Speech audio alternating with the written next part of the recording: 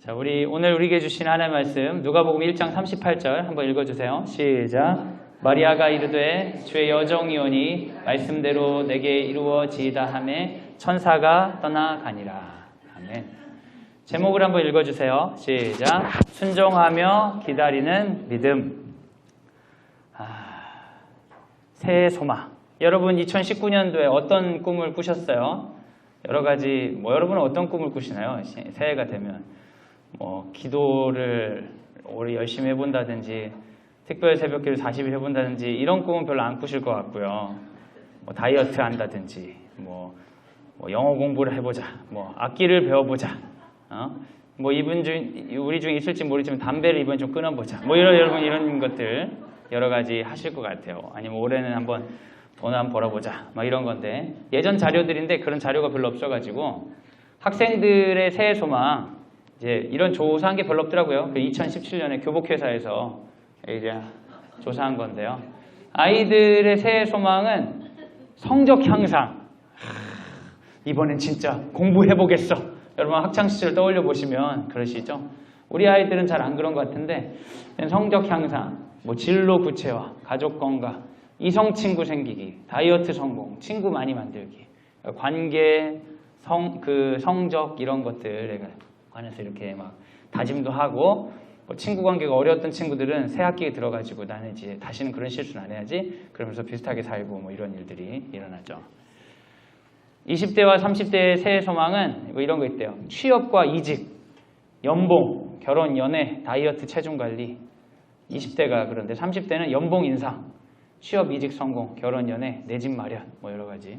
결국에는 이제 돈 잘 벌고 이제 여러 사람들 잘 지내고 이런 삶을 꿈꾸죠. 새해에는 올해보다는 더 많이 벌고 더 잘 지내야지 이런 꿈들을 많이 꾸는 것 같아요. 그리고 자기 관리, 이제 살도 빼고 뭐도 배우고 내가 좀 더 나은 내가 되었으면 좋겠다. 그런 소원들을 많이 하는 것 같아요. 여러분 2019년도가 이제 마무리되는 시즌이에요. 진짜 시간이 많이 지났죠. 12월이 얼마 안 남았으니까. 여러분 2019년도 돌아보셨을 때 꿈꾸셨던 걸 많이 이루셨나요? 나는 꿈꾸는 걸 완벽하게 이루었다 하면 이제 10점이에요. 그리고 완전 망했다. 꿈꾸는 걸 이룬 정도가 아니라 완전 퇴보했다. 퇴보. 정말 나는 이렇게 사는 게 의미가 없다. 0점이에요. 0점. 그냥 그래도 2019년 잘 은혜로 감사합니다. 대충 5점 5점. 여러분 점수 한번 매겨보세요. 한번 돌아보면서 2019년도 점수 준다면 몇 점 정도 될 수 있을까? 0점부터 10점까지. 그 재미로 한번 손 한번 들어주세요. 그 재미로. 한번 안 물어볼게. 왜 손 들었냐고. 점수가 왜 그래? 전혀 안 그냥 재미로. 걱정하지 마시고. 자, 나는 2019년을 결산할 때 10점. 10점이신 분이 있어. 할렐루야. 안 물어볼게. 엄청 궁금해. 말을 안 물어본다고 했는데 엄청 궁금해. 어떻게 10점이 나올지 너무 궁금해. 그러나 약속했기 때문에 물어보지 않겠습니다. 오케이. 제가요. 10점. 난 0점이다. 내 인생 최악의 해였다. 인생 퇴보했다. 다행이네요. 0점이 없으셔서. 0점이신 분은 손은 안 드시겠죠. 물론 여기에도 안 나오셨을 거고요. 커튼을 어둡게 들이우고 방에 계시는 확률도 없죠. 나는 그래도 돌아보니까 한 10점은 아니지만 그래도 한 8점 이상인 것 같다. 난 그래도 되게 감사한 일이 많고 생각보다 이루어진 게 많다. 상당히 있으시네요. 여러분 진짜 행복하신 분들이네. 그래서 나는 8점 이상까지는 아니어도 난 그래도 5점 이상? 한 7점? 5점, 7점 사이 그래도 그 정도는 된 것 같다. 그렇군요. 이제 그 이하는 제가 여쭤보진 않도록 하겠습니다. 기분 나쁜데 손 들라고까지 하면. 누군가는 소망을 이루어서 기쁨을 누릴 거예요. 아까 이제 8점 이상 되시는 분은 기쁨이 있는 분도 있고, 손해를 안 들거나 지금도 이제 방 안에 계신 분들, 괴로움 가운데 있는 분들은 실패의 아픔을 느끼실 수도 있습니다. 어떤 분은 별로 이렇게 성공했다는 느낌이나 실패했다는 느낌과 상관없이 그냥 대충 맨날 이렇게 사는 거지 그렇게 사시는 분들도 있을 수 있을 것 같아요. 우리들은 그런데 항상 이제 목마름이 있어요. 나에게는 언제 소망이 이루어질까? 그런 날이 오기는 할까? 그러면서 자연스럽게 누군가가 이렇게 부러워지기도 합니다. 저 사람이 저기에 있는 걸 보면 나도 저기에 있었으면 좋겠고, 저 사람이 저런 말 하는 거 보면 나도 저 말 하면 좋겠고 막 이런 것들이 우리에게 언제나 있죠. 이제 지금은 10점이시지만 또 그런 게 금방 생기겠죠. 사람이라는 게 완전히 만족하기가 참 어려운 것 같아요. 왜냐하면 우리 안에 있는 욕구들이 충족된다 하더라도 충족되기 때문에 더 새로운 욕구가 생기거든요. 그럼 새로운 욕구가 충족된다고 하면 또 새로운 욕구가 생기고, 그래서 인간이 끊임없이 새로운 것들을 원하기 때문에 온전한 만족이라는 것은 오기 어려운 것 같아요. 제가 어렸을 때 학창 시절에 이제 삐삐가 생겼는데요. 여러분 삐삐 사용하셨죠? 해보셨죠? 이 삐삐가 없으면 연애를 할 수가 없는 거예요. 친구랑 만나지도 못하고. 예전엔 다 집전화로 해야 됐기 때문에 우리 막 남학생이 여학생 전화하거나 그러면 이제 변성기 지나지 않은 친구를 섭외해가지고 여자 목소리 전화도 하고 막 그런 해프닝들이 있었어요. 제가 어렸을 때 그럼 되게 재밌었는데 이제 삐삐가 생기고 나서는 이제 이런 부분이 많이 해소됐죠. 그렇지만 그때 삐삐가 있었을 때 삐삐로 만족하지 않고, 여러분 이거 쓰신 분이 있을지 모르겠지만 저는 뭐 쓸 엄두도 안 냈죠. 굉장한 이제 부유층들만 쓴다는 CT폰이 나왔어요. CT폰은 받을 수는 없어. 근데 전화를 걸 수는 있잖아요. 삐삐와 CT폰을 가지고 있으면 삐삐가 울리면 CT폰을 딱 들어가지고 하는, 거의 뭐 이제 얼리 어댑터, 어떤 부의 상징과 같은 막 이랬는데, CT폰이 나온 지 얼마 되지 않아서 금방 휴대폰이 나왔죠. 받고 전화할 수 있는. 그러면서 휴대폰이 그때 막 이제 인기 있고, 저 종류도 제가 썼었거든요. 제 핸드폰을 샀을 때 그 감동이란 이로 말할 수가 없었어요. 핸드폰은 정말 공부엔 도움이 안 되는 것 같아요. 핸드폰이 없었다면 전 결혼할 수 있었을까? 뭐 이런 생각도 들고요. 네. 핸드폰이 있고 나서 이걸로 만족하지 않고 요즘에는 이제 스마트폰이라고 거의 컴퓨터 정도의 수준의 전화기잖아요. 너무 스마트폰이 편리한 것 같아요. 우리 학교에서 이제 스마트폰 절제를 이야기하고 스마트폰 아들 쓰지 말자 이러는데 학부모 면접하시면서 어떤 분들이 이제 반감이 있는 거예요. 근데 이제 분위기상 반대로 얘기하면 안 될 것 같은 분위기여서 약간 이제 의도를 감추면서 말을 하려다가 막 이런 분도 있어요. 그래도 이런 것들을 활용하는 게 필요하지 않을까. 그래서 막 하면서 이렇게 얘기를 하시는 분들이 있어요. 근데 여러분 유아교육에서도 이런 스마트 디바이스를 굉장히 많이 써요. 아이들 컨텐츠, 막 유명한 브랜드들 있잖아요. 유아 교육 브랜드들이 스마트 디바이스를 통해서 굉장히 많이 이제 전파하고, 이런 것들을 이용해서 우리 부모님들이 아이들의 어떤 산만함을 잠재우고 자폐적 성향으로 인도하는, 밥 먹을 때인데 떠들지 않는 놀라운 역사가 일어나잖아요. 어린아이들이 정상적인 두뇌를 가지면 밥 먹을 때 떠들고 새로운 걸 학습하고자 하는 흥미를 가져야 되는데 거의 뭔가 하나 조리 때 이게 자폐 아이들과 저런 애들이 식당에 가면 쫙 그런 애들이 있잖아요. 스마트 디바이스들이 막 이렇게 발달하면서 막 이제 다양한 일들을 하게 되죠. 근데 요즘에는 이제 스마트 디바이스도 디자인의 한계를 찍었다고 그래요. 나올 수가 없다고. 그러니까 요즘에는 막 이제 새로 접고 막 제가 보기엔 이상한 짓을 하기 시작하는 거 이제 더 이상 이걸로 안 나오고. 그래서 이제 미래형 디바이스는 뭐 이런 뭐 피부나 이런데 이제 이식해가지고 할 수도 있고, 아니면 투명한 거의 형태가 없는 것도 나올 거다 막 이렇게 얘기를 하고 있는데, 여러분 사실은 삐삐만 가지고도 만족했던 때가 있었어요. 그죠? 근데 지금 여러분의 자녀에게 엄마 너랑 음성으로 연락하고 싶어서 삐삐 사줄게 그러면 아이들이 어떻게 하겠습니까? 우리의 욕구는 계속 커집니다. 계속 커져요. 그래서 우리가 크게 착각했던 게 뭐냐면, 계몽주의 시대에 이성이 발달하고 세상이 발전하다 보면 이 세계의 완성이 올 거라고 생각했어요. 유토피아 사상들이 꽤나 많이 있었어요. 계몽주의 이후에. 그런데 여러분 유토피아 사상이 정점에 찍었을 때에 세계 인류사에 있었던 유명한 사건은 세계대전입니다. 너무 신기하죠? 우리는 이 어려움을 극복하면 더 나은 사람이 될 거라고 생각했지만 그때의 어려움을 다 극복한 인류들은 만족하지 못하는 거예요. 그래서 어르신들이, 우리 청소년들이 뭔가를 불만을 갖고 어렵다고 하면은 공감해 주시기보다는 아이고 내가 네 상황이었으면 우리 때는야 이런 얘기를 하면서 이렇게 만족할 줄 모르고 너무 감사해서 배가 불러서 그렇지 이런 표현들을 하시면서 전혀 그 사람들의 고통을 공감하지 못하는데 실제로 그 사람들은 고통스럽지 않은데 고통스러운 척을 하는 게 아니라 정말 고통스러워하고 있는 거예요. 너무 신기하죠? 너무 신기해요. 뭔가 우리가 욕망을 갖고 그걸 성취하면 해소가 될 것 같은데 우리가 바라는 그걸 누린 자들도 여전히 고통 가운데 있다는 거예요. 그래서 아까 얘기한 나에게는 언제 소망이 이루어질까? 저 사람 부럽다라고 하는데 그 사람이 자세히 들어보면 그 사람 가운데서도 고통이 있다는 거예요. 뻥 뚫린 구멍처럼 인간이 만족할 수 없는 메꿀 수 없는 어떤 욕구 그게 인간을 고통스럽게 하죠. 신학적으로는 그게 일종의 죄입니다. 자기중심적 삶. 자기 원하는 대로 되어야 되는 것.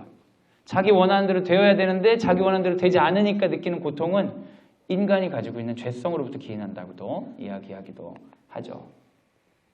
그리고 많이 성취한 사람들이어도 결국에는 궁극적으로 죽음 앞에 서기 때문에 완전한 만족을 누리기가 참 어렵습니다. 그런 의미로 오늘 이 시점에 난 10점이다 말씀하신 어머니 부럽고요. 8점, 9점이다 이런 분들 부러운데요. 좀 지나면 점수 떨어지실 겁니다. 각오하고 계시는 게 좋을 겁니다. 완벽한 만족은요. 실제로는 지어낸 이야기에서나 가능한 일이 아닐까요? 얼마 전에 인기리에 방영된 그 만화 영화를 제 딸아이와 보았습니다. 제가 굉장히 트렌디에 민감하지 않는 사람인데 그래도 한번 같이 봤어요. 재밌더라고요. 거기서 정말 만족이 뭔지를 가르쳐주는 캐릭터를 보게 됐어요. 목이 떨어져도 행복하고 자기 코를 뽑아가지고 뒤로 박아도 행복하고 아이들이 자기 팔을 뽑아내도 행복한 올라프를 보면서 진짜 만족은 만화에서나 있는 거구나. 올라프가 스포해도 되는지 모르겠는데 어쨌든 어떤 고통을 겪고 그랬는데도 항상 행복하더라고요. 그런데 여러분 그런 우리에게 거짓말 같은 이야기가 서 있습니다. 이건 분명히 거짓말이거나 아니면 이게 정말 사실이라면 이건 반드시 믿어야 되는 거예요. 그게 바로 예수 그리스도에 대한 이야기입니다. 예수께서 우리에게 완전한 만족을 주실 수 있다고 성경은 이야기하고 있어요. 몇몇 구절을 같이 한번 읽어보시죠. 요한복음 6장 35절 시작. 예수께서 이르시되 나는 생명의 떡이니 내게 오는 자는 결코 줄이지 아니할 터이요 나를 믿는 자는 영원히 목마르지 아니하리라. 우리가 목마르고 줄임으로부터 완벽하게 해방될 수 있다고 이야기하고 있어요. 이건 완벽한 사기이거나 이게 진짜라는 건 반드시 믿어야 되는 거예요. 그렇죠? 여러분 요한일서 2장 25절 한번 읽어주세요. 시작. 그가 우리에게 약속한 것은 이것이니 곧 영원한 생명이니라. 우리가 그렇게 두려워하던 죽음의 문제조차도 해결하실 수 있는 분이라고 이야기하고 있습니다. 요한계시록 21장 4절 한번 읽어주세요. 시작. 모든 눈물을 그 눈에서 닦아주시니 다시는 사망이 없고 애통하는 것이나 곡하는 것이나 아픈 것이 다시 있지 아니하리니 처음 것들이 다 지나갔습니다. 모든 것들이 지나가고 나서는 새하늘과 새 땅에서 새롭게 시작되는데 그것은 지금까지 당연히 반복될 거라고 생각했던 내가 이걸 이루어봤자 다시 배고파지고 다시 허기지게 되고 다시 욕망하게 되는 내가 아니라 다시는 그걸 바라지 않을 온전한 곳까지 우리를 인도하실 분이라고 이야기하고 있어요. 예수 그리스도께서. 여러분 그 예수 그리스도를 믿는 분들이 여러분입니다. 맞습니까? 여러분 안에 지금은 충분하지 않지만 우리가 장차 이러한 일들을 누리게 될 것이라고 여러분 정말 소원하십니까? 만약 그렇다면 지금 우리가 누리지 못하는 작은 것들, 성취하지 못하는 것이 있음에도 불구하고 영원한 기쁨 되신 예수 그리스도를 바라보면서 즐거워하고 소망 가운데 이 삶을 살아가실 수 있으시겠어요? 이런 게 믿음인 거죠. 그 영원한 생명을 얻는 믿음, 그것은 무엇일까요? 이 예수를 그저 앞에 목사가 하는 이야기나 성경에 쓰여진 이야기나 누군가가 했던 이야기가 아니라 나의 삶으로 이끌어낼 수 있는 믿음은 어떤 믿음일까? 오늘 그 얘기를 여러분하고 하려고 합니다. 서론이 괜찮지 않아요? 약간 좀 흥미가 생기시죠? 네. 안 생겼는데 이런 말 하는지 모르겠네요, 제가. 저는 여러분에게 마리아라는 여성의 이야기를 하려고 해요. 마리아가 추정했을 때 10대일 것 같아요? 20대일 것 같아요? 학자들은 10대라고 생각해요. 주로. 그리고 10대 중후반도 아니고 초중반이라고 생각해. 우리 중학교 애들 정도예요. 마리아가. 굉장히 어린 여성이죠. 좀 늦게 봐도 고등학교 이제 고1 정도? 그러니까 이 여성인데 이 여성의 입장은 뭐냐면 자연스럽게 이제 시집을 가야 되는 입장이에요. 결혼해야 되는 입장. 결혼할 때 여러분 어떤 기대를 많이 하셨어요? 여러분의 기대들이 잘 기억이 안 나시죠? 기억이 안 나실 거예요. 예. 그래서 제가 이제 어디 사이트에서 가져왔는데 결혼을 준비하면서 가장 스트레스 받았던 부분은 뭐냐?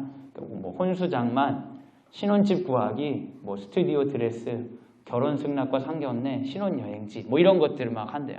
이 사람은 지금 결혼을 앞두고 있으니까 이런 거를 막 만약에 지금의 이제 여성이라면 그러니까 지금으로 하면 10대로 보면 안 되겠죠. 지금 결혼 정년기는 몇 살 정도 돼요?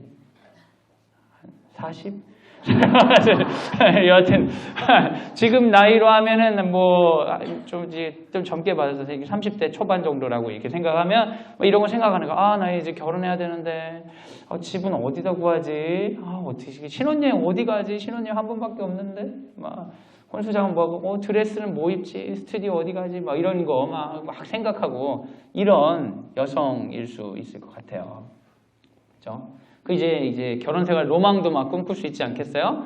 내가 이제 처녀로서 이제 결혼을 하게 되면 남자가 생각하는 결혼 생활 로망의 1위는 아내가 차려주는 아침 밥상이래요. 여러분 어떻게 가당치도 않다는 표정을 짓는 분들이 상당히 많은데 네.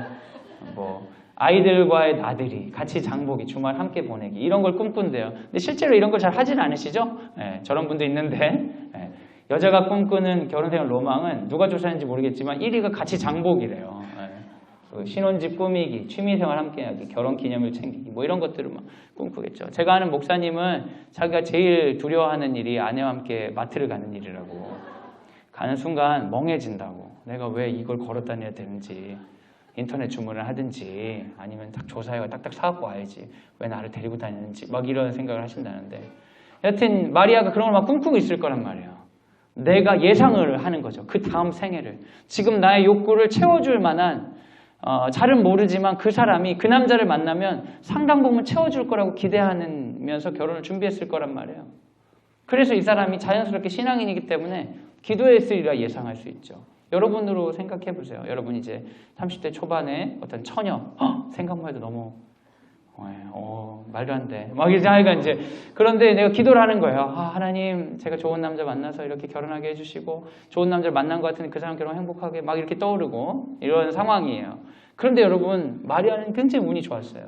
우리가 결혼할 때 빈 공간에 결혼할 때래. 우리가 기도할 때 빈 공간에 기도하게 될 때가 있거든요. 하나님의 음성도 잘 느껴지지 않고 느낌도 별로 없는 것 같고 말씀을 읽어도 나의 삶과 연관되지 않는 것 같을 때가 많은데 마리아는 기도하는 그 마음 가운데 있을 때 천사를 만나게 되는 거예요. 너무 기쁜 일이죠. 나의 소원도 있어. 나의 욕구도 있어. 그런데 이것을 들어줄 수 있는 전능하신 하나님의 사자가 내게 나타난 거예요. 그러니까 얼마나 기대감이 부풀었겠어요. 와! 너무 좋다. 도대체 무슨 얘기일까? 이런 마음이 있을 수 있고 또 한편으로는 천사를 봤기 때문에 두려웠을 수도 있죠. 두려움. 여러분, 우리가 굉장히 이제 잘 그려진 어떤 야수의 그림을 보면 사자 같은 거요. 그런 걸 다 그림 보면 우와, 그림 너무 멋지다. 그렇지만 진짜 사자 앞에 서면 어떻게 되겠어요? 막 도망가게 되죠. 우리가 하나님 만나면 너무 좋겠다. 하나님 음성 들으면 너무 좋겠다. 이러면서 우리가 되게 막 하나님에 대해 되게 긍정적으로 생각한 것 같지만 정말 하나님의 사자가 내 눈앞에 쓰고 하나님의 음성이 내게 들리면 일반적인 경우는 두려워 떨게 됩니다. 사실 기도하면서 별로 믿질 않는 거야. 하나님이 내게 임하실 거라고는. 근데 이 마리아가 기도하는 마음으로 자기가 그 신혼생활을 기대하고 있을 때 하나님 천사가 나타나는 거야. 정말 깜짝 놀라겠죠. 뭐야? 진짜야? 깜짝 놀랄 거예요. 그러면서 어떤 걸 기대했겠어요? 나에게 도대체 어떤 얘기를 해주실까? 나의 꿈을 채워주실 수 있겠지? 그런데 너무나 의외의 이야기를 하는 거예요. 누가복음 1장 30절 31절 읽어주세요. 시작. 천사가 이르되 마리아여 무서워하지 말라. 내가 하나님께 은혜를 입었느니라. 보라 내가 잉태하여 아들을 낳으리니 그 이름을 예수라 하라. 30절까지는 너무 좋았을 것 같아요. 천사가 와서 너는 하나님께 은혜 받은 여인이야. 아멘. 그럼 제 소원을 들어주시겠죠? 하면서 기대할 때 넌 임신하게 될 거야. 여러분, 이 여인이 기대했던 거랑 너무나 다른 얘기를 듣는 거예요. 너 하나님께 은혜를 받았어. 그러니까 네가 계획했던 건 산산조각이 날 거야. 하나님의 계획이 너에게 임할 거야. 라고 이야기를 하는 거죠. 이 여인이 얼마나 놀랐겠습니까? 그런데 들어보니까 은혜를 받은 것도 맞는 것 같아. 내가 임신하게 될 거라고 했는데 그 아이가 보통 사람이 아니거든요. 누가복음 1장 32절 33절 한번 읽어주세요. 시작. 그가 큰 자가 되고 지극히 높으신 이의 아들이라 일컬어질 것이요 주 하나님께서 그 조상 다윗의 왕위를 그에게 주시리니 영원히 야곱의 집을 왕으로 다스릴 것이며 그 나라가 무궁하리라. 이스라엘 사람들에게 다윗의 왕위를 준다는 건 수백 년의 속국 생활 가운데 이 얘기를 한다는 건 그렇게 예언됐던 메시아라는 걸 알 수가 있어요. 아, 메시아를 내가 낳겠다는 얘기구나. 그런데 마리아가 여기에 대해서 조심스럽게 항변하는 거예요. 왜냐하면 그가 주장하는 건 불가능한 일이기 때문에. 하나님이 내게 은혜를 베풀어 주시는 일인데 그 은혜는 불가능한 일이에요. 마리아의 대답을 한번 읽어주세요. 시작. 마리아가 천사에게 말하되 나는 남자를 알지 못하니 어찌 이 일이 있으리이까. 하나님 제게 은혜를 주신다는 것도 좋은데요. 하나님 저를 통해 일을 하신다는 건 좋은데요. 그건 불가능한 일입니다. 그런 일은 있을 수가 없습니다. 라고 이야기를 하죠. 천사의 대답입니다. 읽어주세요. 시작. 천사가 대답하여 이르되 성령이 내게 임하고 지극히 높으신 이의 능력이 너를 덮으시리니 이러므로 나실 바 거룩한 이는 하나님 아들이라 일컬어지리라. 아니야. 하나님 하실 거야. 라고 이야기를 하는 거예요. 마리아가 지금 들은 제안은 굉장히 곤란한 제안이에요. 이것을 제가 세 가지 질문의 형태로 마리아가 들은 게 아니라 우리가 그 질문을 듣는다면 세 가지 질문의 형태로 제가 만들어 봤어요. 이런 제안을 받은 거예요. 첫 번째 줄 한번 읽어주세요. 시작. 불가능한 일이 일어날 것이다. 두 번째 읽어주세요. 시작. 예상하지 않은 일이 일어날 것이다. 세 번째 시작. 순종하는 너를 통해 하나님께서 일하실 것이다. 마리아는 지금 이 세 가지를 믿을 수 있겠는지 그 앞에 서 있는 거예요. 너를 통해 하나님 일하실 것인데 그건 불가능한 일이야. 믿을 수 있겠니? 너를 통해 하나님 일하실 것인데 그건 네가 예상하고 계획했던 일이 다 부서지는 새로운 일이야. 그걸 믿을 수 있겠니? 너에게 이루어질 일은 네가 순종해야 되는 일이야. 하나님 일하실 거야. 그걸 믿을 수 있겠니? 이 세 질문 앞에 사실은 너무나 무식하고 너무나 연약하고 사람들이 보기에 전혀 중요하다고 여겨지지 않는 한 여인에게 하나님이 이런 부탁을 하고 계신 겁니다. 내가 너에게 굉장히 중요한 일을 맡길 건데 너에게 필요한 건 이것을 믿고 기다리면서 순종하는 거야. 따르고 기다리는 믿음이 너에게 필요해. 너는 할 수 있겠니? 하나님의 능력에 관해서 하나님의 계획에 관해서 그리고 하나님의 능력과 계획이 내게 임하는 것이 너 삶의 사랑이라는 걸 믿어낼 수 있겠니? 라고 하나님께서 도전하시는 거죠. 여러분 이런 도전을 받을 때 여러분 어떻게 대답하시겠어요? 여러분 하나님의 능력을 믿으십니까? 진짜 믿으세요? 네, 몇몇 분은 믿으시네요. 여러분에게 가브리엘이 찾아올 확률은 별로 없다.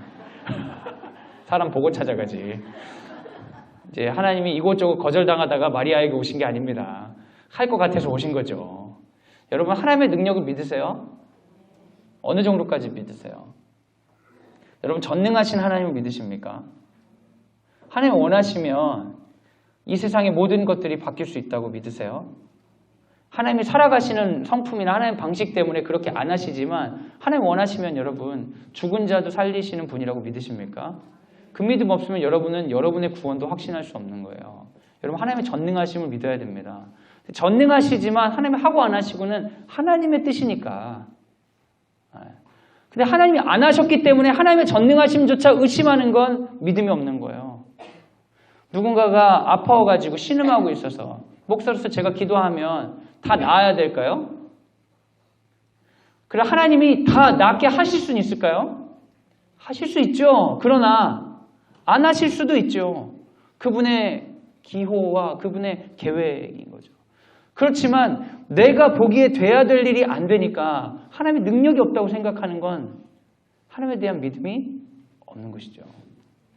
제가 이제 압구정동에 강남의 굉장히 큰 교회에서 찬양 인도로 사역할 때가 있었어요.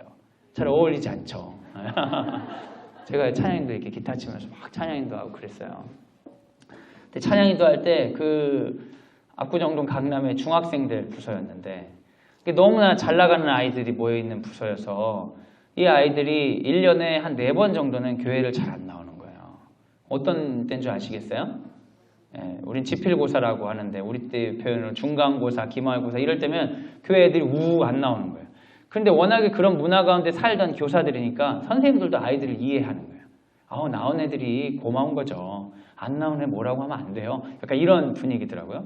근데 어떤 아이가 공부를 굉장히 잘하는 아이이고 리더십이 있는 아이인데 그 아이 때문에 많은 아이들이 교회를 떠나게 됐어요. 어떤 일이 있었냐면 시험을 봤는데 이 아이가 완벽한 아이인 거예요. 어떤 부분에서 완벽하면 성적이 있어서 완벽한 아이. 이게 인지적으로 뛰어난 아이고 그리고 이제 계속 관리를 받는 아이니까. 근데 얘가 아무리 완벽하게 하려고 해도 안 되는 영역이 한 영역이 있으니 체육이 안 되는 아이였어요. 공평하신 하나님께서 그 아이가 완벽하지 않다는 걸 끊임없이 가르쳐 주시는데 얘는 착각하는 거죠. 성적 좀 좋다고 지가 완벽한 줄 아는 거예요. 그러니까 이 아이가 다른 건 다 할 수 있는데 체육의 분야에 있어서 완벽한 성취를 함에 있어서 한계를 느낀 거예요. 근데 인간은 한계 앞에 종교를 찾게 되어 있습니다. 그 아이가 이 한계 앞에 하나님께 기도를 한 거예요. 근데 이 아이는 자기 스스로 되게 괜찮다고 생각했기 때문에 기도하는 일이 별로 없어요. 교회에서도 잘 지내고 어른들한테 잘하고 성적도 좋고 앞으로 장래가 촌망하다고 스스로도 믿고 주변 사람도 믿는 정말 교만한 아이, 넘어질 준비가 다 된 아이인데 그 아이가 이 운동에 있어서 잘 안 되기 때문에 감히 내가 겸손하게 무릎 꿇고 하나님께 기도를 했던 거예요. 하나님, 이 수행평가에서 만점 맞게 해주세요. 그런데 여러분, 공평하신 하나님께서 정말 교만한 자 넘어지는 걸 즐거워하신 하나님께서 그 아이의 기도를 들으셨죠. 들으셨지만 그 아이가 원하는 대로 응답하지 않았어요. 그때 그 아이가 뭐라고 얘기했냐면 하나님 없어. 하나님이 있다면 이 기도가 안 들어지면 안 되는 거잖아. 나에게 기도를 안 들어줄 이유가 없잖아. 이렇게 말하면서 다른 애들에게, 교회 다니는 애들에게 그때부터 앙심을 품고 하나님 없다는 얘기를 하기 시작했어요. 기도했는데 너 들어진 적 없어? 나도 안 들어졌거든. 근데 나 알잖아. 너 얼마나 착하고 말이야. 너 얼마나 칭찬받고. 그러니까 그 얘기 듣고 애들이 그렇지 않아도 교회 다니기 싫었는데 잘 됐다 싶어가지고 많이 나갔어요. 여러분, 하나님의 능력이 없는 게 아니에요. 하나님 능력이 있어요. 그런데 하나님의 그 능력을 가지고 사용하시고 사용하지 않는 건 하나님 뜻이에요. 그러면 우리가 왜 기도를 해야 되죠? 어차피 하나님 마음대로 하는데 이런 생각 가질 수 있잖아요. 근데 여러분, 우리가 기도하는 이유는 내가 원하는 나라를 만들기 위함이 아니라 하나님 명령하셨기 때문에 하는 거예요. 너희는 기도하라고 했기 때문에 하는 거예요. 너희 입술을 통해 이 땅 가운데 하나님이 하고자 하는 말들을 전하기 원하시기 때문에 하는 거예요. 끊임없이 우리가 중보하고 하나님 은혜가 임하도록 기도해야 되는 거예요. 설마 우리의 계획이 틀리더라도 내 기도가 내가 원하는 대로 응답되지 않더라도 하나님 우리 기도하라고 명령하셨기 때문에 하는 거예요. 왜냐하면 우리는 주의 백성이고 주께서 구속한 바 된 주의 사람이기 때문이죠. 그런데 감히 교만하게 내가 기도하면 그게 들어져야 된다고 생각했는데 그게 들어지지 않았으니 하나님은 능력이 없다. 그러니까 능력 없는 하나님 말고 더 능력이 좋은 차라리 과외 선생님, 능력이 좋은 차라리 나의 시간, 능력이 좋은 차라리 다른 것들을 추구해야 된다고 믿는 사람들이 세상에 많죠. 여러분 가운데 하나님 능력에 대한 신뢰가 없는 분들이 있으세요? 여러분 하나님 능력이 있습니다. 그걸 믿지 않으면 여러분 죽었다가 부활할 거 어떻게 믿어요? 오늘 이 시간에 하나님의 능력이 없다고 믿는 사람이 그 말도 안 되는 부활을 어떻게 믿냐고요. 여러분 하나님 하실 수 있습니다. 뭐든지 하실 수 있어요. 죽은 자도 살리실 수 있고 우리 삶의 인생을 역전시킬 수도 있고 그 사람들이 절대 무너지지 않을 거라고 했던 그 바벨탑도 한 번에 무너뜨리실 수 있는 분입니다. 그걸 믿어야 됩니다.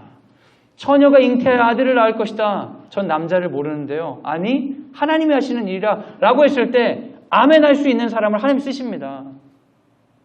야, 저기 저 땅에 아무도 없는 곳에 가가지고 복음을 전파해라. 하나님, 거기 안 될 것 같은데요. 이런 사람을 하나님이 쓸 수가 없어요.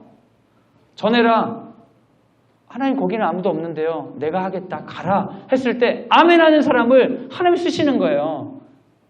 여러분, 우리 아이들이 하나님에게 쓰임받는 사람이 되길 소원하십니까? 하나님의 능력을 믿어야 됩니다. 그런데 여러분, 능력을 내가 믿는데 그 능력 가운데 있는 것만이 아니라 또 한 가지 믿어야 되는 건 하나님의 계획이에요. 우리가 착각하는 게 있습니다. 하나님의 능력이 있으시다면 나의 계획대로 하나님이 자신의 능력을 써야 된다고 생각해요. 아주 무속적인 생각이죠. 어떤 친구들은 이래요. 하나님이 계시다면 이 세상이 왜 그러냐고. 그건 무슨 얘기예요? 내가 하나님이라면 세상이 이렇게 경영하지 않겠다는 거 아니에요? 하나님의 능력이 있으면 난 이렇게 안 살겠다는 거 아니에요?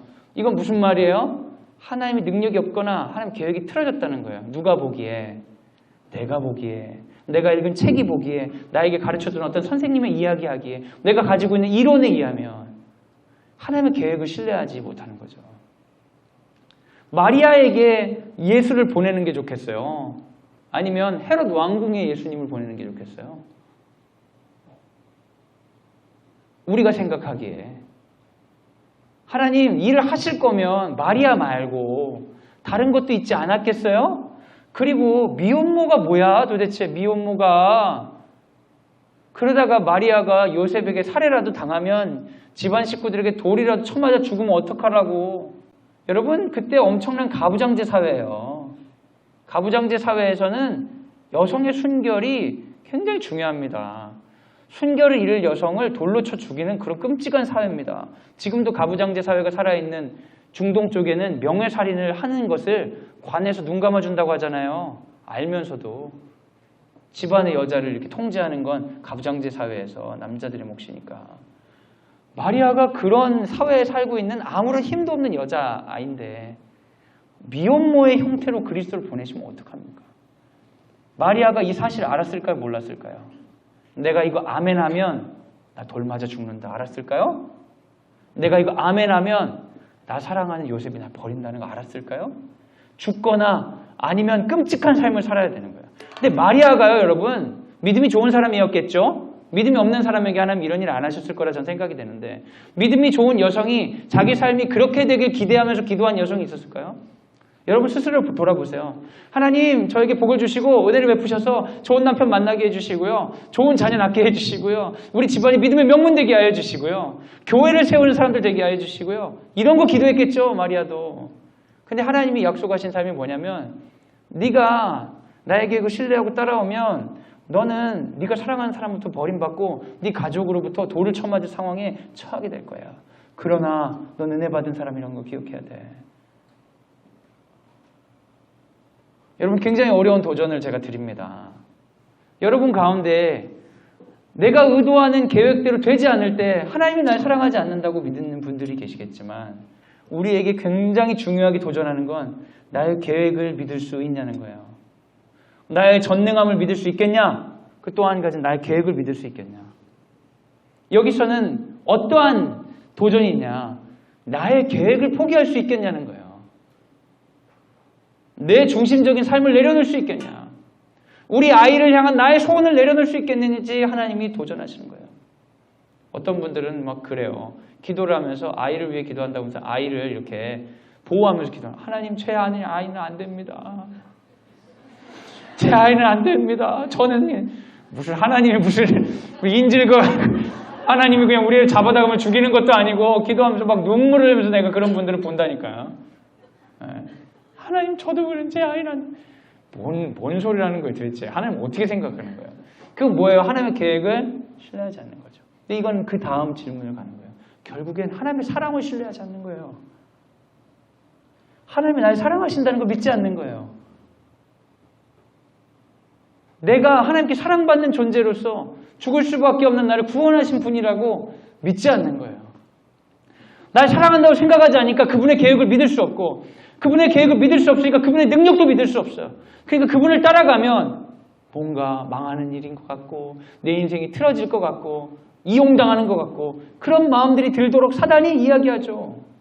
동산 모든 나무의 실과를 먹지 말라 하더냐? 너 그렇게 살면 되겠어? 근데 거기 다 넘어갈 준비가 돼 있어가지고 하나님의 능력도 믿지 않고 하나님의 계획도 믿지 않고 하나님의 사랑도 믿지 않는 우리인데 우리같이 꽤나 교회도 다니고 교회에서 봉사 꽤나 하고 광성 드림학교에 애들도 기르겠다고 하는 우리들이 그 모양인데 아무것도 아닌 정말 아무것도 아닌 여자아이 무시당할 만한 그때 당시에 누구도 주목하지 않을 이 여자를 선택하신 이유는 뭐겠어요? 이 마리아가 이 얘기를 듣고 아멘할 것이라는 걸 알았기 때문이에요. 영원한 생명인 예수 그리스도를 여러분 누리고 싶으시면 마리아와 같은 믿음이 필요해요. 마리아가 이야기합니다. 누가복음 1장 38절 같이 한번 읽어주세요. 시작.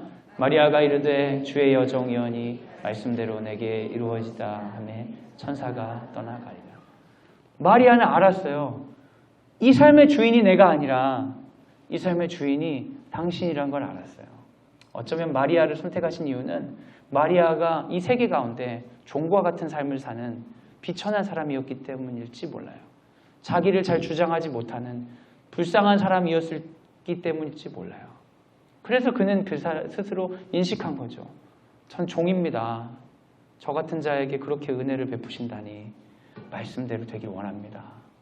이 얘기를 하면 야 이제 잘했다. 이제부터 너의 인생은 펼쳐질 거야 하면서 천사들이 막 예물을 보내오고 재단을 보내오고 수호 천사들이 막 돌보고 막 이렇게 되었어요. 천사가 어떻게 했어요? 떠나가니라. 이게 뭐야? 이 어려운 일을 다 시켜놓고 내가 아멘 했더니 가버렸어. 눈 뜨고 나니까 아멘하고 눈 뜨고 일어나니까 달라진 게 하나 없고 그냥 이 현실일 뿐이야. 그럼 이제 마리아가 우리 같으면 어떻게 돼? 취소! 다시! 가브리엘 어디 갔어? 나한테 그렇게 분명한 확신을 줬던 그 사람 어디 갔어? 그 말씀 어디 갔어? 다 없는 거예요. 근데 마리아는 이걸 믿었어요. 조용히 순종하며 기다리며 믿었어요. 여러분 이렇게 순종하고 기다리고 믿는 자를 하나님이 전혀 보호해 주시지 않을 것 같은 그 자를 하나님이 보호해 주신 거예요. 요셉을 변화시켜 주시고 사람들을 바꿔주시고 그렇게 해서 우리에게 오신 분이 예수 그리스도입니다. 순종하며 기다리는 믿음으로 우리에게 오신 예수님. 여러분 예수님의 능력 가운데 살고 싶으면 우리에게 이런 믿음이 필요해요. 하나님의 능력을 믿어야 됩니다. 여러분 하나님의 능력 좀 믿으세요. 하나님이 동네에 여러분 주변에 그 영향력을 미치는 그 권위 있는 그 사람보다 약하다고 생각하고 살지 마세요. 하나님 능력을 믿으시기 바랍니다.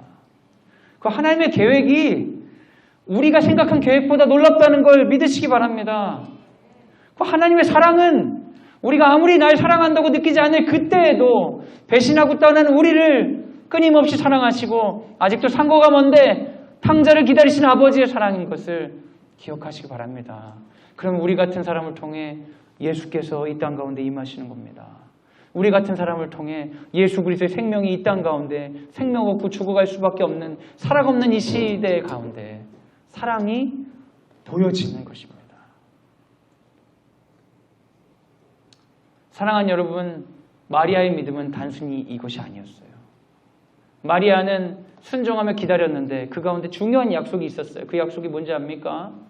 다윗의 왕자를 그에게 영원히 줄 것이라는 약속이었어요. 너무나 힘들고 아프지만 그리고 여러 사람에게 오해받고 이상한 사람 취급받을 수 있지만 그래도 내가 낳은 이 아들이 메시아라는 믿음이 있었던 거예요. 내 삶이 그렇게 잘 펼쳐지진 않지만 내가 순종하면서 걸어가는 이 길 가운데 하나님이 일하실 거라는 확신이 있었던 거예요. 그런데 여러분 그렇게 귀하게 자기 삶을 다 바쳐서 자기 계획이 다 틀어져 가면서 모셔왔던 예수님이 어떻게 됩니까? 마리아의 계획을 산산조각 내버리죠. 내가 아버지 집에 있어야 될 것을 알지 못하였나이까. 점점 자기를 떠나더니 부모와 형제가 왔을 때 누가 나의 부모고 누가 나의 형제냐. 하나님 나라에 있는 자들 아니냐. 그래서 마치 어머니로서 부정당하는 느낌을 받았을 거예요. 그런데 뭐 그래도 예수여 메시아가 되옵소서. 그런 마음이 있었겠죠. 어미의 마음으로. 그런데 결국에 마리아에게 들린 소식은 뭡니까? 예수가 십자가에 죽게 된다는 거예요. 신명기에 보면 십자가에 달린 자는 저주를 받는 자라고 하는데 내가 그렇게 일평생을 바쳐서 믿어왔는데 결국엔 그 결론이 저주라니. 마리아가 이 가운데서도 믿음을 지킬 수 있을까요? 여러분, 십자가에서 예수님이 제자에게 이야기하십니다. 제자야, 봐라, 어머니다. 그리고 마리아에게 이야기하는 거예요. 마리아야, 이제 아들이다, 이 사람이. 미안합니다, 어머니. 아들로서 역할은 여기까지고 이 제자가 아들처럼 할 겁니다. 제자에게 아들을 맡기고 죽어가는 예수를 보면서 마리아는 자신의 믿음이 다 깨어진 것처럼 흔들리지 않았겠습니까? 여러분, 믿음으로 사는 삶은 그러할 수 있습니다. 우리가 그 믿음에 머문다고 해서 그 믿음이 바로 확증되고 바로 보증받는 것이 아니에요. 다 깨지는 것처럼 보일 수 있어요. 그런데 끝까지 순종하고 끝까지 기다리는 자는 부활하신 예수 그리스도를 만날 수 있습니다. 그래서 결국 찬양하게 되는 거예요. 그렇군요. 하나님 전능하셨군요. 그렇군요. 하나님의 계획은 신실하셨군요. 그렇군요. 하나님의 사랑은 놀라우셨군요.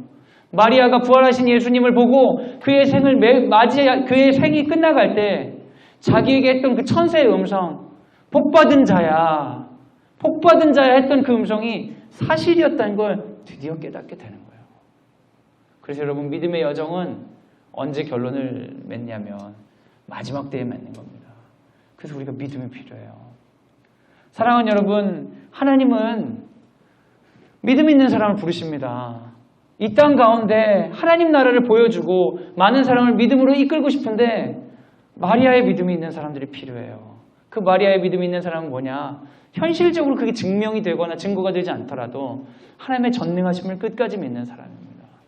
하나님의 계획이 신실함을 끝까지 믿는 사람이에요. 하나님의 사랑을 끝까지 믿는 사람이에요. 그런 사람들이 믿음의 여정을 살아나갈 때 그 삶을 통해 삶의 결과들이 특별히 바뀌어지지 않는 것처럼 보일지라도 하나님의 역사하시고 이 세계 가운데 놀라운 하나님의 사랑이 드러나게 하시죠.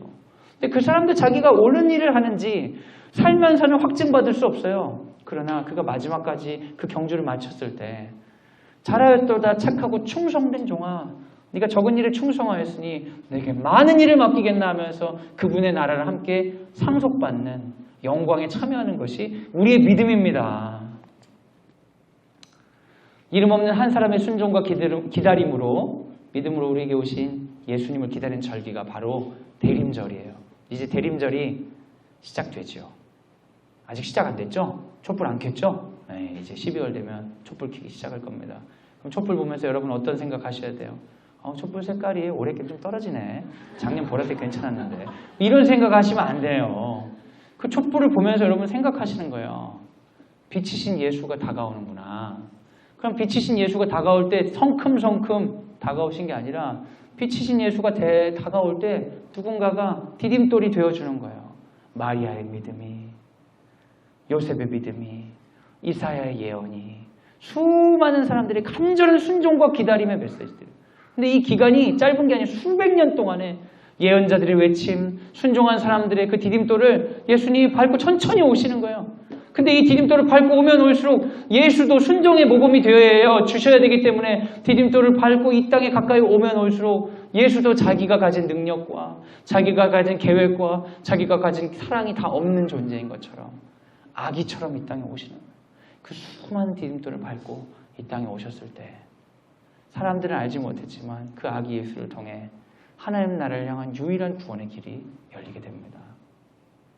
이 땅에서 하나님께서 일하시기 위해 필요한 것은 능력이 아닙니다.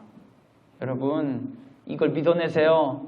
하나님이 우리를 통해 일하실 때 필요한 건 능력이 아닙니다. 완벽한 계획이 아닙니다. 그러니까 우리 아이를 성공시키기 위해서는 누구의 계획과 누구의 무관심이 필요하다고 하는데 여러분, 그런 소리를 들을 때 헛소리라는 걸 여러분 아셔야죠. 여러분, 주의 백성이잖아요. 여러분, 하나님의 사람이지 않습니까? 여러분, 두 가지 길에서 갈등하는 사람들 아니지 않습니까? 우리 하나님의 사람으로 불림받았지 않습니까? 우리에게 분명한 건 뭡니까? 순종하고 기다리는 믿음이에요. 순종하고 기다리는 믿음이 있을 때 우리에게 능력도 하나님께 쓰임받을 수 있고 우리의 계획도 하나님께 쓰임받을 수 있고 우리의 사랑도 하나님께 쓰임받을 수 있어요. 근데 순종하고 기다리는 믿음 없을 때 우리가 전혀 하나님께 쓰임받지 못하는 버림받은 인생이 될 수 있습니다. 분명히 PPT가 나갔던 것 같은데 그래서 제가 이렇게 계획이 틀어도 된다는 얘기를 하려고 했는데 다시 또 됐네요. 마리아가 들었던 약속에 여러분은 어떻게 반응하시겠습니까? 불가능한 일이 일어날 것이다. 예상하지 않은 일이 일어날 것이다. 순종한 너를 통해 하나님께서 일하실 것이다. 여러분 이런 얘기를 들으면 여러분의 꿈을 투영시켜가지고 그래 지금은 잘 안 될 것 같지만 우리 집안 잘 될 거야. 불가능한 일이 일어날 거야. 내가 예상하는 것보다 더 큰 복을 부어주실 거야. 내가 순종하기만 하면 하나님이 날 통해 일하기 때문에 대박 날 거야. 여러분 그렇게 생각하세요? 그럼 뭐예요? 나의 계획을 이루기 위해서 하나님 이용해 먹겠다는 거 아니에요? 그건 주의 여종이 가질 수 있는 태도가 아니죠. 그건 주인의 태도잖아요.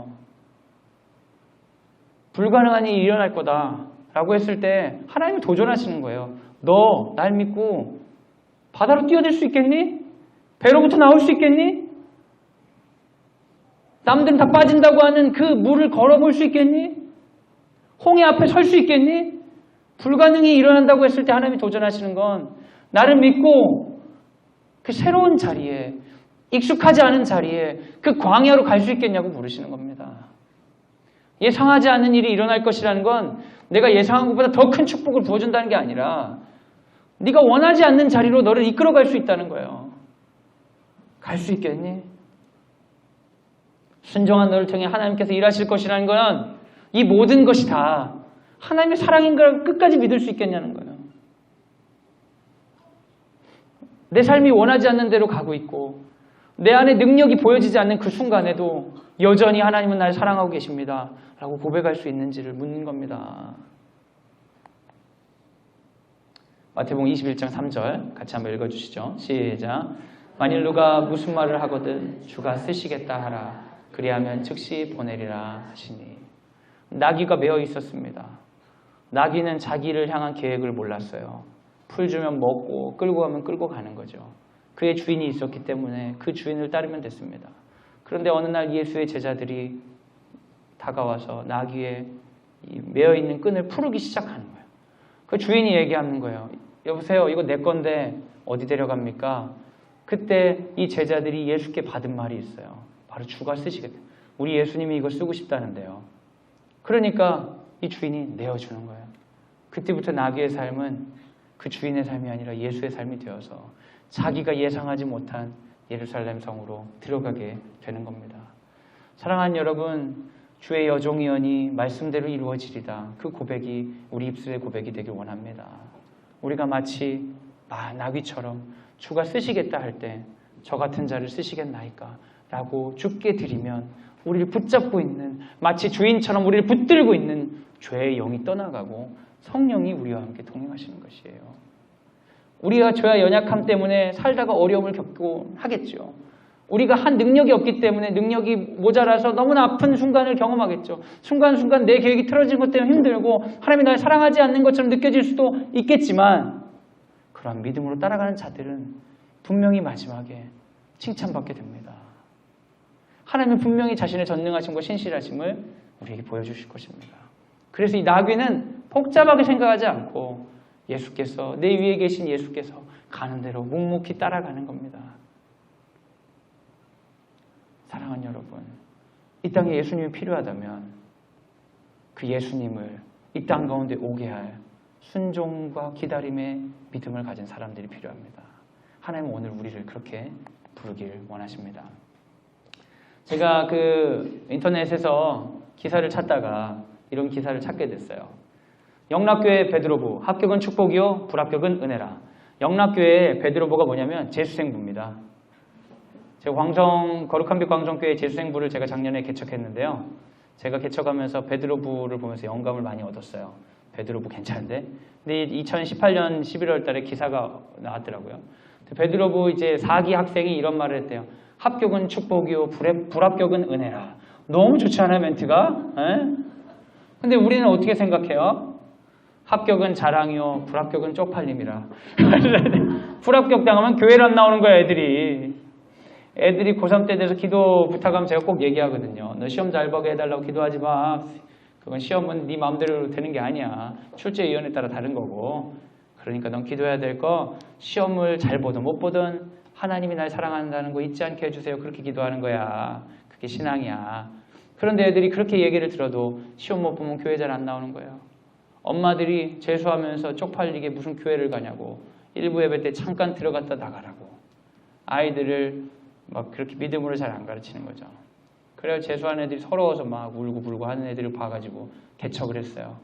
1년 농사를 다 짓고 보니까 5명의 친구가 나왔어요. 그리고 우리가 보내면서 제 나름대로는 즐겁게 잘 지냈어요. 영락교회 이제 베드로부 2018년도 마무리하고 애들 오는데 12명이 왔대요. 영락교회 우리 교회보다 되게 역사도 깊고 되게 큰 교회인데 12명 오는데 우린 첫회에 5명은 괜찮은 거 아닙니까? 네. 근데 12명 나오는데 여기 50명 예배 드린답니다. 누구 와서 드리냐면 재수 선배들이 같이 예배를 드린대요. 네. 그 12명은 신입생이고 나머지는 원래 구재수생들이 교사들이 있긴 한데 교사들은 서로 말도 못 끼어든대. 교사들은 간식이라 사주고 자기들끼리 논다는 거예요.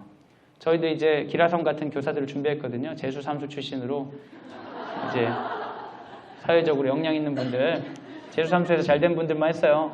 세속적으로 좀 보이려고 제가 영업적인 차원에서 그랬어요. 재수하고 실패한 분들 안 모셨어요. 재수하고 실패한 분들은 재수를 하겠다고 오질 않으셔서 사실은.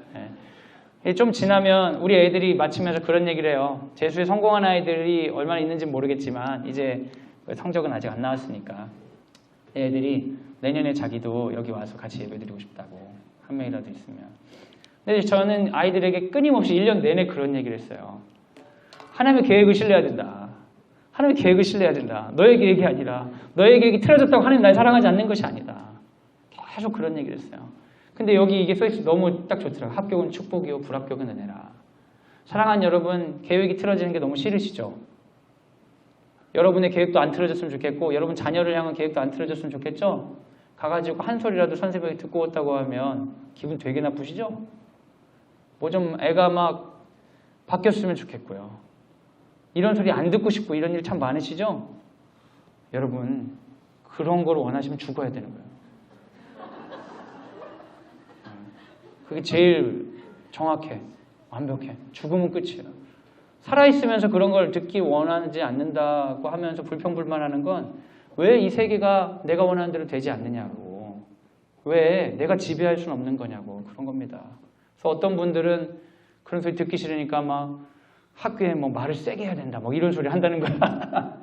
말을 세게 하면 말만 안 듣지 애가 변하나.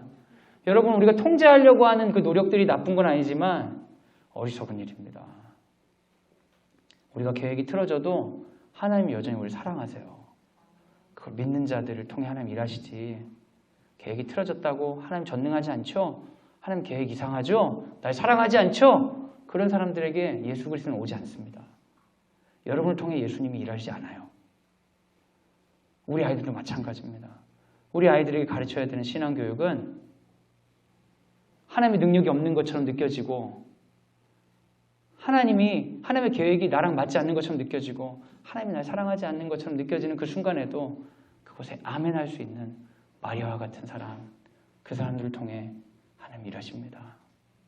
우리 아이들과 우리가 이 대림절날 잠잠히 순종하고 기다렸던 그 믿음을 본받아 예수님을 내 마음에 품을 뿐 아니라 세상 가운데 전할 수 있는 우리가 되기를 예수님의 이름으로 소원합니다.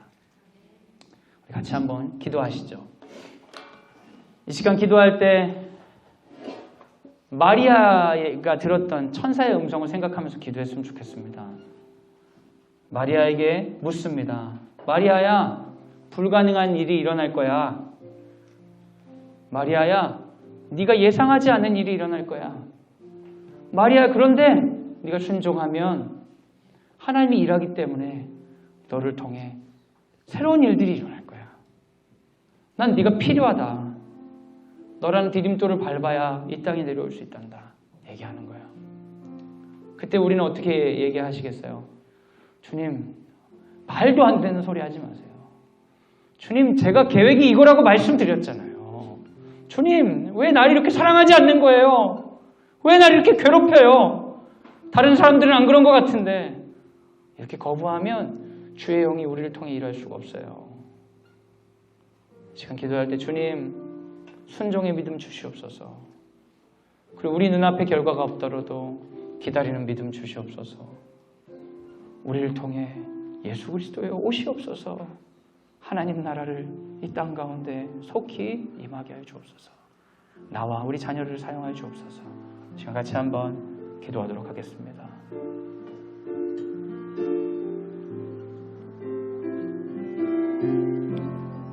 사랑하는 여러분, 이 시간 좀 기도할 때 우리 교회를 위해 기도했으면 좋겠습니다. 마리아가 혼자 이 믿음 지킬 수 없기 때문에 하나님께서 요셉을 변화시켜서 붙여주셨습니다. 자녀들을 보내주셨습니다. 공동체를 주셨습니다. 예수께서 떠나실 때 요한을 비롯한 제자 공동체를 붙여주셨습니다. 그게 교회입니다. 순종하고 기다리는 믿음 갖기 어렵습니다. 그래서 우린 교회를 가는 것입니다. 그런데 여러분, 교회에 순종하고 기다리는 믿음의 소식들이 점점 사라지고 세상의 이야기들이 가득 차게 되는 것은 사단의 속셈입니다. 우리 가운데 고독하지만 서로를 바라보며 순종하고 기다리는 믿음을 갖는 사람들이 모여있는 것이 교회입니다. 우리에게 교회성이 회복되어야 됩니다. 이 시간 한번 기도할 때 하나님, 황성드림학교의 교회성 회복되게 하여 주옵소서. 누군가를 바라보며 믿음의 요식행위 하는 것이 아니라 나도 순종하며 기다리고 그도 순종하며 기다리고 같이 손을 잡고 이 자리를 지켜나가는 교회성 회복되게 하여 주시옵소서. 이 땅의 한국교회 가운데 교회성을 회복하게 하여 주사 믿음으로 나아간 자들이 많아질 수 있도록, 이 땅 가운데 예수 그리스도를 임하게 한 자들이 많아질 수 있도록 주님 교회를 붙들어 주시옵소서. 이 시간 황성드림학교의 교회성과 이 땅의 교회들을 위해 함께 기도하도록 하겠습니다. 같이 기도하겠습니다. 사랑하는 여러분, 이 시간 우리 자녀들을 위해 기도했으면 좋겠습니다. 우리가 기독교 교육을 한다고 모여서 하고 있지만 우리가 할 수 있는 게 없습니다. 우리가 어떻게 보이지 않는 하나님 나라를 가르쳐 줄 수 있겠습니까? 우리가 경험하지 않는 예수 그리스도의 십자가를 구원이라 말할 수 있겠습니까? 우리가 고백되어지지 않는 성령님을, 능력을 아이들이 맛보게 할 수 있겠습니까? 우리도 아는 만큼만, 배운 만큼만 하지만 하나님이 하셔야 됩니다. 하나님이 일하셔야 됩니다. 여전히 아이들은 눈에 보이는 세상의 이야기들, 구체적으로 경험되는 감각들, 자신이 말하여지고 수다 떨게 되고 고백하게 되는 세상의 이야기 가운데 살고 있습니다. 이 아이들에게 어떻게 기독교 교육을 하고 그 가치 가운데 너희들이 보이는 것들을 바꿔야 된다고 말하겠습니까? 너무나 무력하고 아무것도 아닌 존재가 된 것 같을 때가 많습니다. 하나님이 일하셔야 됩니다. 하나님이 우리에게 기도를 명령하셨습니다. 내가 일하겠다. 나를 믿고 나를 부르짖고 나를 따르라. 우리의 기도를 하나님 사용하실 것입니다. 지금 기도할 때 주님, 사랑하는 우리 자녀가 주의 사람 되게 하여 주옵소서. 우리 자녀를 잘 키워가지고 마리아 같은 그런 미천한 여종과는 비교가 되지 않게 높게 키워가지고 절대 주의 음성 듣지 말도록 해야지. 지 생각대로 살게 해야지. 그런 우리의 잘못된 믿음을 부숴주시고 마리아와 같더라도 주의 음성 가운데 자기 삶을 들여 예수 그리스도를 품을 수 있는 우리 자녀들 될 수 있도록 주님 은혜를 더하여 주시옵소서. 우리 자녀들에게 성령을 부어주시옵소서. 우리 자녀들을 위해 이 시간 함께 기도하도록 하겠습니다. 사랑하는 여러분, 마지막으로 한 가지 기도 제목을 드리겠습니다. 우리 학교를 위해서 좀 집중하며 기도했으면 좋겠습니다. 우리 학교가 새로운 기로에 서 있습니다. 우리는 항상 도전을 받고 있고 그 도전 가운데 항상 새롭게 뭔가를 지켜나가야 되는 그런 어려움이 있습니다. 여러분, 고등학교 설립을 위해 기도합니다. 완전히 새로운 일입니다. 그리고 리더십 교체를 우리도 준비합니다. 완전히 새로운 일입니다. 우리 아이들은 매번 새로운 선생님들을 만나게 될 것이고 새로운 친구들 가운데 지난 문제와 새로운 것들을 갈등하게 될 것입니다. 이 과정 가운데 하나님의 능력을 믿는 광성드림학교 되게 하여 주옵소서. 하나님의 능력을 믿지 못해서 세상적인 것에 너무 쉽게 손 벌리는 학교 되지 않도록 인도하여 주옵소서. 하나님의 계획을 신뢰하는 학교 되게 하여 주시옵소서. 하나님의 계획이 이 학교를 멈추고 망하는 거라면 그것도 아멘으로 순종할 수 있는 우리가 되었으면 좋겠습니다. 하나님의 사랑을 신뢰하는 학교였으면 좋겠습니다. 이 가운데 경험되는 수많은 교사들의 갈등, 아이들과의 갈등, 여러 가지 갈등조차도 하나님 우리를 사랑하시면서 주시는 것인 걸 신뢰할 수 있는 하나님의 능력과 계획과 사랑이 우리 가운데 굳건히 지켜져 나가는 학교 될 수 있도록 인도하여 주시옵소서. 광성듣기학교의 새로움과 우리 가운데 있던 지난 문제들 가운데 우리의 믿음으로 주님 임하실 수 있도록 우리 학교를 위해 이 시간 함께 기도하도록 하겠습니다. 같이 기도하겠습니다. 자, 마무리하는 기도를 하도록 하겠습니다. 하나님, 우리 가운데 주의 능력이, 주의 계획이, 주의 사랑이 임할 수 있도록 인도하여 주시옵소서. 하나님, 우리 가운데 주의 능력이, 주의 계획이, 주의 사랑이 있습니다. 그것을 발견하고 기뻐할 수 있게 하여 주시옵소서. 하나님, 우리 가운데 주의 능력이, 주의 계획이, 주의 사랑이 우리를 이끌고 있습니다.